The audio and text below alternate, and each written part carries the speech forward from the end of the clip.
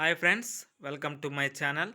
ఈరోజు మనం భారతదేశంలో ఉన్నటువంటి హిమాలయ నదుల గురించి తెలుసుకుందాం. ఒకటి, సింధు. ఇది 2900 కిలోమీటర్లు ప్రవహిస్తుంది.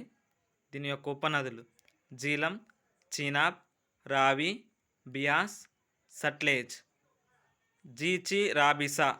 ఈ కోడ్ ద్వారా వీటిని ఇలా గుర్తుపెట్టుకోవచ్చు. జస్కర్, న్యూబ్రా, షోక్, హూంజా. జన్మస్థలం మానస సరోవరం సరస్సు దగ్గర టిబెట్లో జన్మిస్తుంది. 2, గంగానది. ఇది మొత్తం పొడవు 2500 కిలోమీటర్లు. దీని యొక్క ఉపనదులు యమున, గాగ్రా, గండక్, కోసి. ఈ 4 ఉపనదులు హిమాలయాల నుంచి వచ్చి గంగానదిలో కలుస్తాయి.